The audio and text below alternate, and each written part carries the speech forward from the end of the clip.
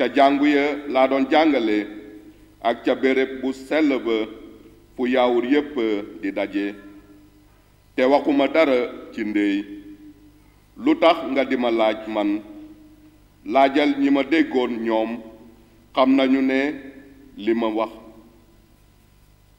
ba mu waxee loolu kenn ca wattukat ya pes ko naan noonu nga di tontoo jéebalekat bu mag bi Yeesu tontu ko su fekkee ne su ma wax jekkul wax ma lu ci aay waaye su ma waxee lu jekk lu tax nga dóor ma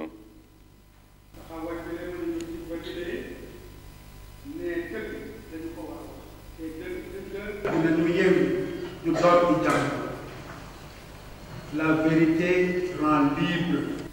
Il faut la dire même devant les menaces, les autorités, même devant la mort. Parce que la vérité libère et nous libère. Voilà le chemin que Jésus nous montre. Que d'autres te l'ont dit.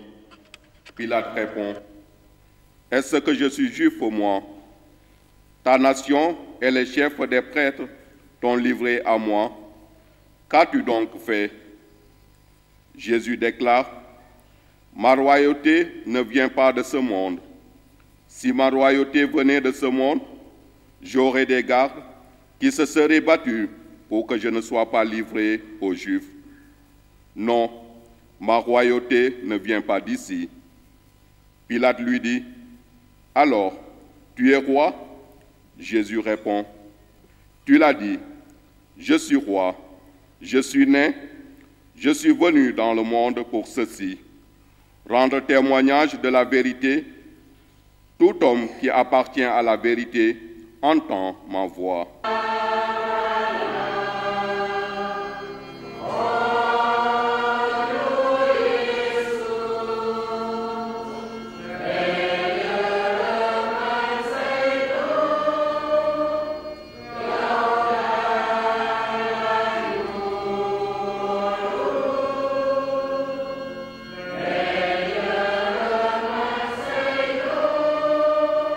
ca wetu croix wu Yeesu ndeyam taxawoon na ak rakkam Mari jabaru Kolopas ak Mari waa Magdala naka la Yeesu gis ndeyam ak taalibe bi mu soppoon mu ne ndeyam yaay sa doom àngi gannaaw loolu mu ne taalibe ba sa ndey àngi dale ko ca waxtu woowa taalibe ba jël ko ca këram. Maria fes nga ak yiw borom baa ngi ak yow barke nga ci jigéen ñi ñépp te Yeesu sa doom bi barke na Mariam sell mi ndeyu jàll ñaanal ñun bàkkaarkat yi léegi ak suñu waxtu dee amen. Pleine de grâce, le Seigneur est avec vous. Vous êtes bénie entre toutes les femmes, et Jésus, le fruit de vos entrailles, est béni. Sainte Marie, Mère de Dieu, priez pour nous pauvres pécheurs, maintenant et à l'heure de notre mort. Amen.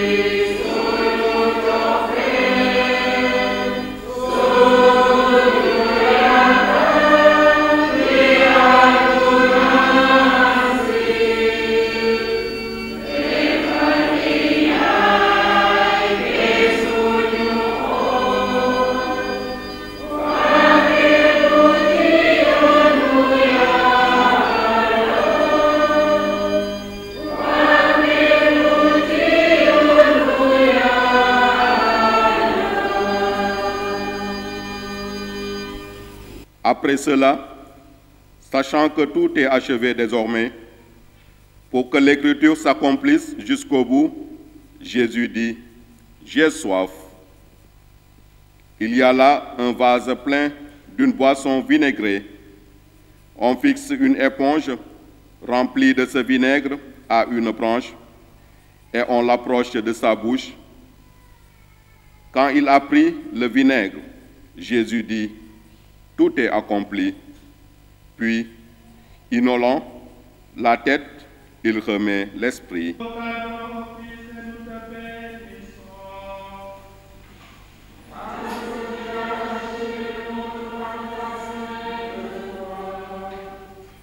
ci xolu Yeesu la jàngu bi juddoo ajuma la woon mënuñu woon a bàyyi niiw ya ca croix ya ca bésu sabat ndege sabat boobule bésu Pâques la woon looloo tax ñu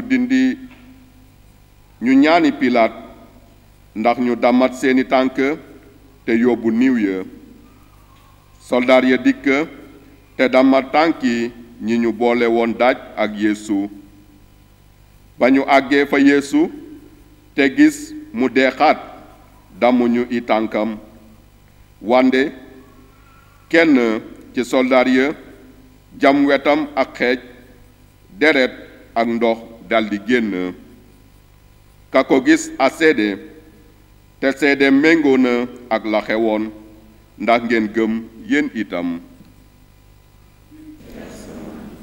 na sa tur sell na sa nguur dikk loo bëgg na am ci suuf naka ci asamaan may ñu tey suñu dundu bés bu nekk te baal ñu suñuy tooñ. Jésus ressuscité, le vivant. Le soir de Pâques, les disciples ont verrouillé les portes du lieu où ils se trouvent, car ils ont peur des Juifs. Jésus vient et il est au milieu d'eux. Il leur dit, « La paix soit avec vous. » Après cette parole, il leur montre ses mains et son côté. Les disciples sont remplis de joie en voyant le Seigneur. Jésus leur dit de nouveau, « La paix soit avec vous. Comme mon Père m'a envoyé, moi aussi je vous envoie. » Et après avoir dit cela, il souffle et leur dit, « Recevez l'Esprit Saint. » na sa tur sell na sa nguur dikk loo bëgg na am ci suuf naka ci asamaan may ñu tey suñu dundu bés bu nekk te baal ñu suñuy tooñ naka ñu baalee ñañuy tooñ te bu ñu bàyyi ñu taab ci balis wande musal ñu ci lu bon. Mariam fees nga ak yiw borom baa ngeek yow barkel nga ci jigéen ñi ñépp. Les jeunes constituent donc un maillon important dans l'Église en général, dans la société en général, mais également dans l'Église. Ils ont un rôle très important parce que, comme tout le monde le sait, quand une communauté vit, c'est parce que aussi la jeunesse, elle est là et elle est importante et elle fait son rôle pleinement.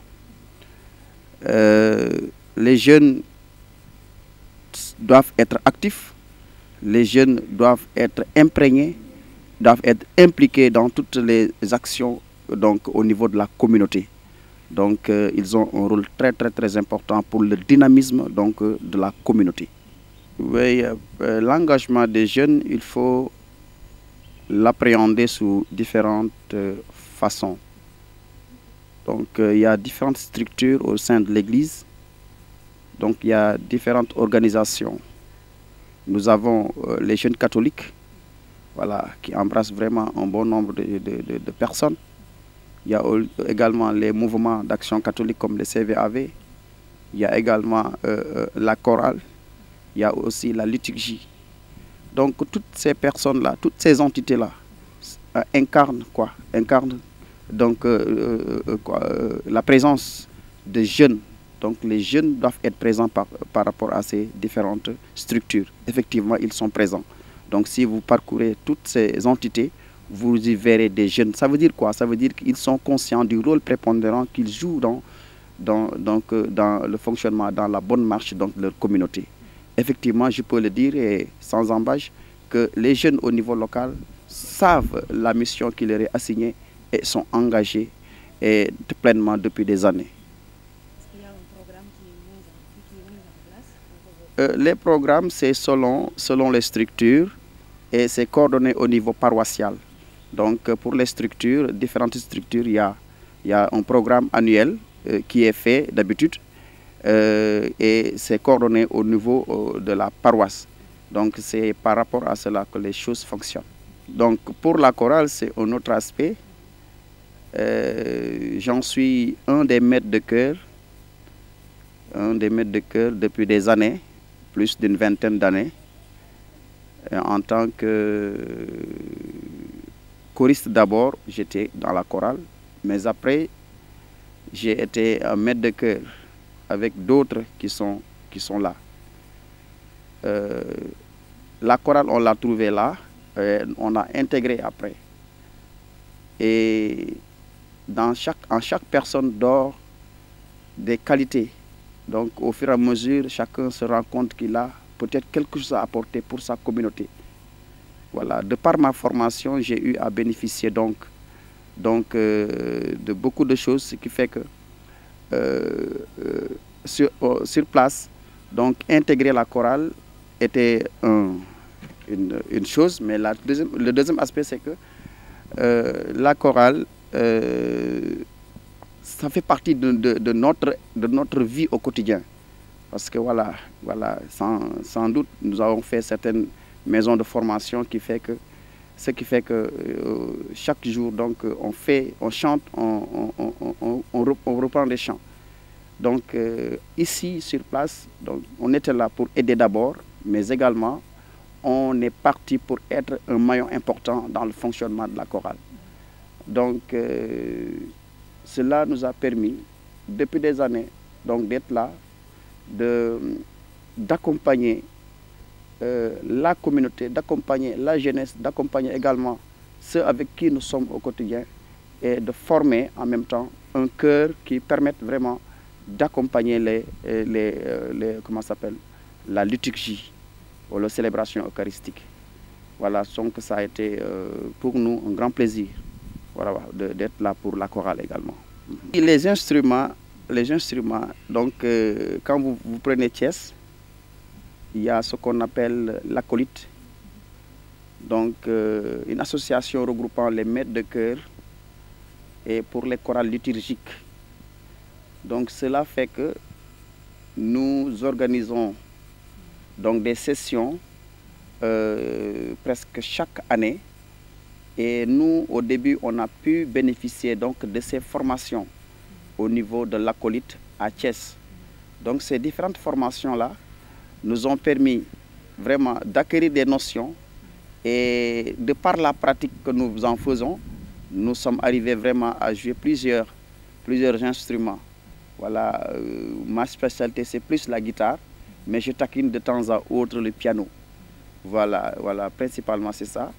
Il nous arrive aussi de faire des compositions simples au niveau local, mais des compositions également que nous donnons à certains pour la correction et que nous reprenons pour les monter au niveau local. C'est ça vraiment ce que nous faisons. Il faut le dire, les problèmes sont inhérents à tout organisme, à toute organisation, à toute association. Mais parfois, les problèmes majeurs restent les temps de répétition, c'est sûr. Les temps de répétition qui, parfois, manquent. Pourquoi? Parce que la majeure partie de nos choristes sont des élèves et ils ne sont pas sur place. Ils ne sont pas sur place, donc à chaque fois, nos répétitions, nous les calons selon certaines disponibilités des choristes. Et ce qui fait qu'au lieu de faire des répétitions assez tôt, parfois les répétitions prennent donc un retard. Voilà, tout en tenant compte des spécificités des personnes qui donc incarnent ce groupe-là. Donc tu veux avoir une bonne chorale, c'est sûr, mais aussi ces jeunes-là, ce sont des élèves et il faut prendre tous ces paramètres-là en compte. Donc ce qui fait que nos répétitions les plus assidues, c'est surtout pendant les grandes vacances, là où les jeunes vraiment ont le temps. Et là, on peut faire de manière régulière donc différentes répétitions. Mais pendant l'année scolaire, évident, père de famille, grand frère peut dire oui, mon fils, ma soeur, voilà, ne pourra pas être là parce qu'il y a un devoir demain, il y a les compositions. Donc, tous ces paramètres-là doivent être pris en considération. Mais n'empêche, nous donnons corps et âme pour au moins assurer les répétitions pour les messes et pour les célébrations eucharistiques du dimanche. Oui, le message principal, c'est quoi? L'Église, c'est nous. Chacun a un rôle prépondérant à y jouer. Chacun ne doit laisser le travail à l'autre. Chacun doit s'engager de manière pleine. Et chacun doit jouer son rôle. Et ainsi, nous aurons une église vive, une église vivante. Et de par la jeunesse, nous espérons que l'église du Sénégal sera encore beaucoup plus forte. Voilà, c'est un aspect nouveau par rapport à la vie de la communauté au niveau de Diassap. Donc depuis un an, nous avons eu la chance d'accueillir ici un ancien maître de chœur, un maître de chœur venant donc de la paroisse cathédrale et qui a élu domicile ici. Donc quand il est venu, donc, il a pensé qu'il se serait bien que d'instaurer ici une chorale grégorienne qui peut pallier également à certains manquements par rapport à la chorale naturellement qui est là depuis des années et des années. Et c'était une chorale unique qui assurait presque toutes les célébrations. Par exemple, si vous prenez les célébrations de Pâques, vous devez chanter le jeudi, le vendredi, le samedi, la nuit et encore le dimanche. C'est la même chorale, ce sont les mêmes personnes, c'est la même entité qui doit s'occuper de cela.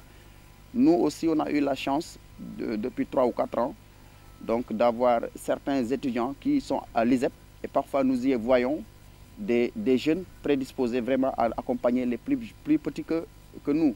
Donc ils ont instauré donc, une petite chorale, 2 ou 3 ans. Malheureusement, celui qui était là pour la petite chorale, il est parti parce qu'il a fini la formation. Donc on demande encore, on est en train de voir comment renforcer cela pour que cette petite chorale-là puisse rester de manière pérenne et puisse aussi pallier à certains manquements. Donc la grande chorale sera là, la petite chorale et la chorale qui était toujours là depuis des années.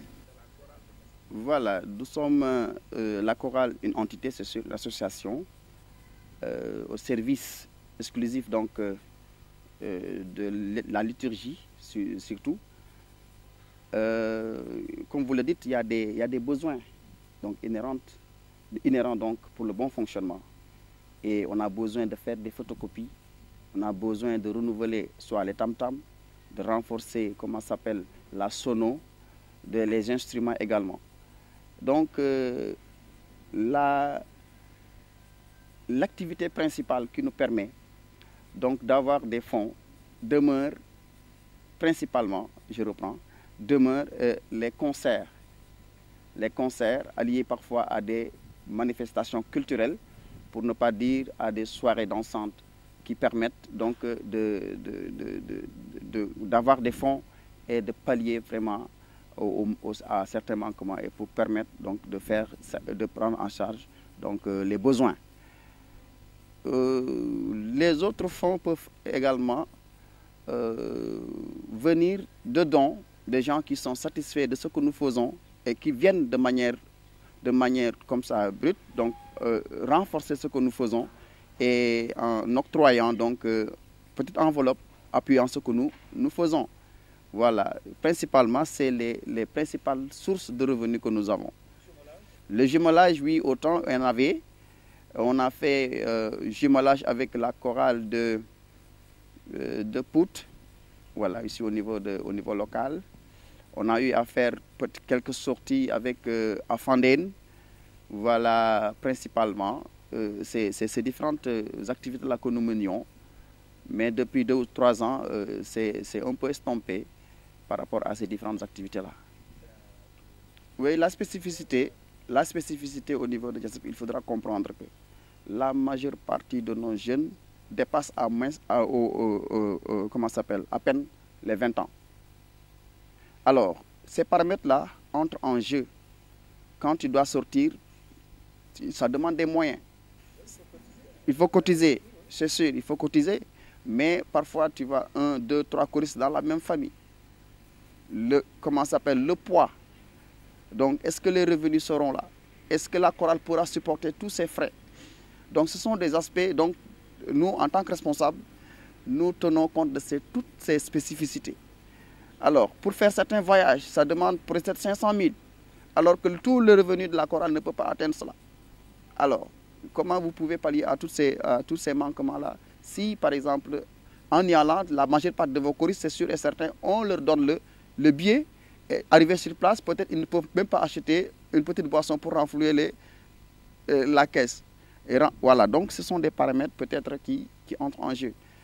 Peut-être dans l'avenir, il faudra penser à faire donc des sorties brutes, faire une sortie et revenir peut-être, avoir des fonds et revenir sur place. Peut-être c'est une méthode qui pourra être bénéfique. Parfois, il y a des idées qui peuvent venir. J'ai des amis qui m'en ont parlé déjà. Cela peut être et cela peut être peaufiné pour voir comment cela se fera. Mais j'avoue que pour l'instant, nous n'y avons pas du tout vraiment discuter pour que cela puisse se faire. Mais quand même, comme l'idée elle est là, on peut prétendre peut-être à l'avenir, donc penser à cela. Voilà. Comme s'il y a des opportunités qui sont offertes, nous pourrons penser à cela. Mais quand même, à chaque fois, nous, l'objectif principal des chorales que nous avons, c'est surtout d'accompagner au niveau de l'église. Voilà.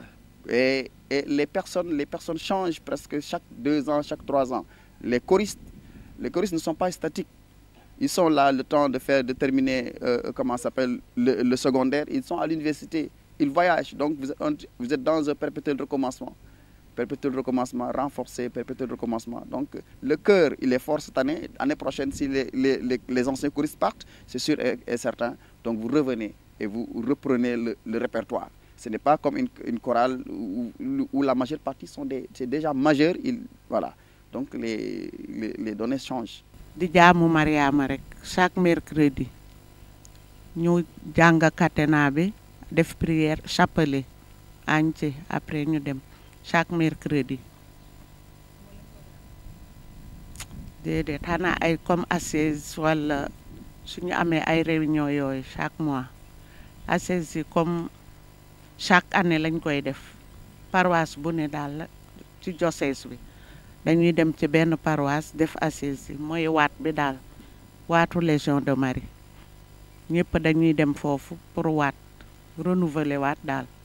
ci sama gis-gis daal xëy na maire yi comme que ñoo ma ci jiitu waaye depuis bi ma duggee daal prière bi rek la ñu jàpp ci prière bi la ñuy jàpp waaw si journée Caritas dama fi fekk xanaa jàppale ci liggéey bi rek waaye xam nga maire yi mënuñu ci kii comme ñun jeunes yi nii kii les dames ñu mën a jàppale waa Caritas ci liggéey bi wala su fekkee ne festivité am na dañuy def kii visite des malades comme ku fekkee ne am na ku feebar ci biir dëkk bi ñu dem def visite def prière foofu su fekkee ne tamit dégg nañu ñoo xam ne ñii juboowuñu wala kii sëy bu yëngatu ñun dañ ci waxtaan ak ñooñu tamit loolu da ciy am duñu bëgg a xam ku tooñ walla kii dañ leen di woo ñu toog def prière tuuti waxtaan ak ñoom. ñun de bariwuñu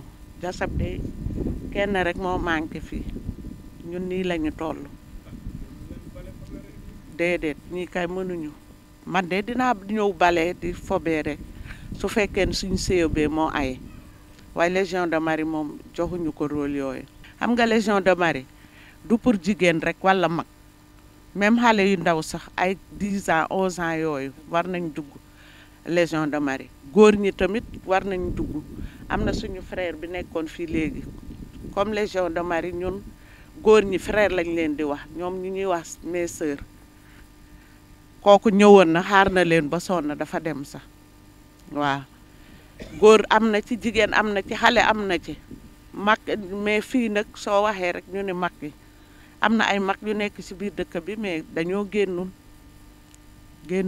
dañ leen jóg xam nga yaay yi di maanaam ci yaay yi ñooy góor xëdeen yi di yenu di yóbbu kees bu ñu yenoo xëdeen yóbbu kees jaay ñëw kër ga at nawet bu jotee itam dañuy béy dugub béy gerte béy kii gerte ak dugub ak kii nuñ koy waxati sax ñebbe ak ñebbe waaw yooyu yëpp dañ ko doon béy def cere bu ñu béyee ba pare dugub bi dañ koy stocké bu ñu ko tegee jël gerte gi bàcc ko wut ci li ngay togge li ngay jaay nga jaay ko li nga xam ne da nga koy togge da nga koy denc nga dindi jiw itam denc à part dañuy dindi jiw denc à part voilà dugub ji itam da ngay dindi jiw denc ko fële à part waaw dañ koy denc à part ñebe ji itam noonu noor bi yëpp bu amee ñuy dem ci xur wi di béy maanaam xur wi di béy noor ndox dafa amoon temps boobu dañuy buy ci xur wi di béy tamaate bisaab ñebbe ak kii batanse jaxatu yooyu yëpp dañ ko daan béy boo béyee ba pare boo loo soxla rek da ngay dem ci tool yi nga witt ko dem ñëw togge temps boobu nag wax dëgg si yàlla cere moo amoon ak laax ceeb moom bariwul woon luñ koy togg cere rek lañ doon togg ak laax cere dañ ceeb buñ koy togg ay kii la rek boo am même boo waaw wala sa cere jeex waaw nga togg tàppale ceeb bi boo bari loolu bu pare waaw yooyu yëpp dañ koy togg dañ daan togg soq sol xam nga soq sol da ngay soq dugub bi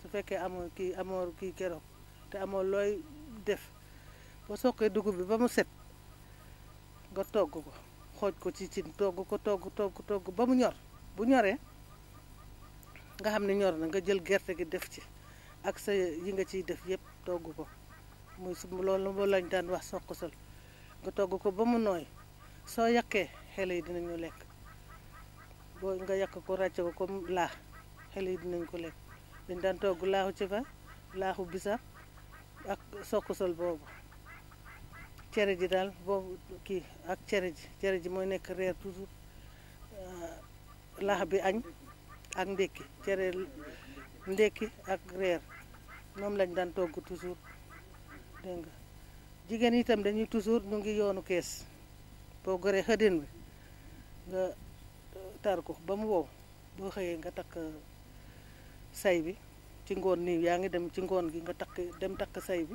boo takkee say bi ba pare soo xëyee suba tàngal xale yi ñu dem école nga daal di yenu say xëdin bi dem kees nga dem jaay soo jaayee nga jënd li ngay togge nga ñibbisiwaat kër ga su fekkee amoo ku lay toggal añ yaay dem nga ñëw nga togg añ boo demul kees itam yaa ngi dem àll ba di taxan mat wala di wuti kenkeliba wala di wuti kenkeliba ak rat man yooyu yëpp dund naa ko di ko wuti ci àll ba boo ñëwee nga laxas nga dem jaay temps boobu jaay bi il faut nga dem kees waaye bi nga xam ne garage bi am na yéen ak ñiy dem di baana comme sama compagnie bi dama daan baana di yóbbu Dakar di yóbbu di jaay sexo bu ma jëndee fii ma yóbbu jaay Dakar waaw ma yóbbu jaay foofu waaye bu ma jaayee ba pare ma ñibbisi waaye ki jigéen yi daaw ñu toog duñu toog nawet duñu toog noor ndax dañuy bëy ak seen jëkkër yi man bi may sëy boobu sama jëkkër amul ki koy jàppale fas man maa doon jàpp fas bi maa doon wommat fas bi di bëy ba ma am ba yàlla def xale yi do màgg ñu awuma ci loolu waaye toujours man maa doon jàpp fas maa doon bëy ak moom di nga toggi añ dem kër ga toggi añ ñëwaat tool bi daa commencé gontu tuuti door a delluwaat kër ga su ma naree bojj ma dem bojj sokk bu guddee ma jóg wal amul machine amul dara loxo rek lañ doon waaw da ngay wal boo bëjëg ci ngoon nii fekk cere ji forox nga togg ko waaye doo kii ñun duñ togg cere bu foroxul boo walee ci guddi gi bërset ba heure bi nga tey cere ji nekk cere bu forox nga denc ko di ci siim ay fan ba mu jeex nga door a sokkaat waaye dugub ji moom dañ koy semb ci sàq yi bu ñu ko defee ci sàq yi ñu semb ko saa yoo bëggee wol nga dem tibb wol waaye boo fekkee borom jaboot nga kenn du jaay dugub moom wax dëgg man dañ daan am dugub lu bare waaye man mosuma jaay dugub ndax man bëgguma ko woon ndax balaa caa ma liggéey wala man su ko sama morom bu amul ma dem tibb jox ko man loolu moo ma gënoon a gaaw dem di jaay dugub ndax benn bés sama borom kër nee na ma boo jël ci dugub ji comme ça nga yóbbu nga dollee ko dépasse affaire bi daal ma yóbbu naa dugub ba ca kees muusante ma dem ba muusante ñu ne ma kilo ñetti dërëm ma ne ko sama dugub ji de dama ko jaay ñetti dërëm ma yenewaat dugub bi yóbbu ko kër ga wol ko cere def ko togg ko ma ne ko du ma jaay dugub yàlla xam nañ de man mosuma jaay dugub moom jaay ko nii tibb ci sàq bi di sokk di bojj di yóbbu kees mosuma koo def am na ñu koy def nag ku nekk ak sa soxla waaye man de mosuma koo def waaw vraiment indee dugub ji dem koo sokk wol ko toog te sama jëkkër mi boo ko laajee tey mu wax la ni loolu dëgg la man Mariama moom toujours man duma ko fàtte fenn man du mu duy si man Mariama du diis si man mukk Mariama sunu ndey ju baax ji du diis si man mukk ndax Mariama su ma ko mënoon roy ba roy ko moo ma gënal lu ne ndax Mariama jigéen ju laa biir la jigéen ju mën a muñ jigéen ju gëm yàlla ndax bu gëmul woon yàlla du ñu rey doomam jël ko teg ci loxo mu taxaw ñu koy rey mu taxaw di ko xool ba ñu pare mu dee ñu yëkkati ko jox ko mu uuf ko kon bu fekkoon ne du nit ku mën a muñ kooku mel noonu laa bëgg a rëy waaw luñ ma mën a teg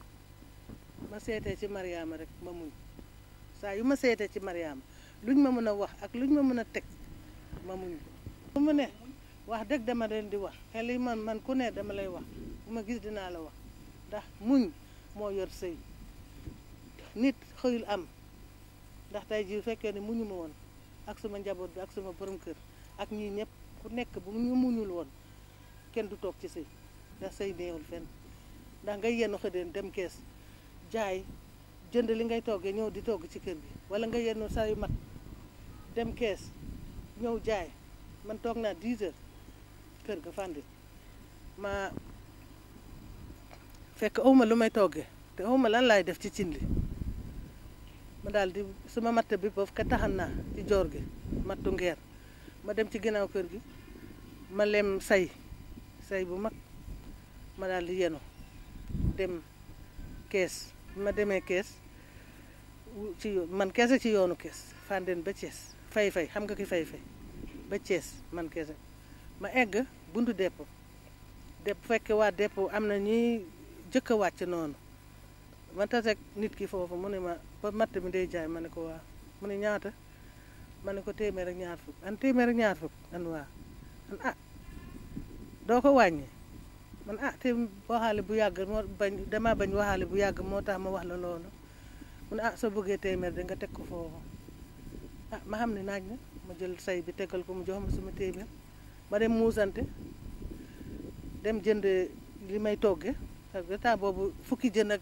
lan dërëm kecca xaw ma boo jëndee ñaar dërëm nga am lu bari ma jënd li may jënd yëpp ak li may jënd war a togg yëpp ma jënd ñibbisi bi ma ñëwee ma fekk borom saret ci pasas buntu depp foofu ma dugg ci saret bi ñibbisi kër ga ba ma eggee xale yi yuuxu mu ne benn xale sortu fe mu ne ma autorail 10 heures moo jëkk ñëw ki demoon ci suba ma ne ko xam nga boo amee sa soxla nga dem faj ko moo gën nga toog bu ma toog lu may togg cere kese mën naa ko togg wala laax kese mën naa ko togg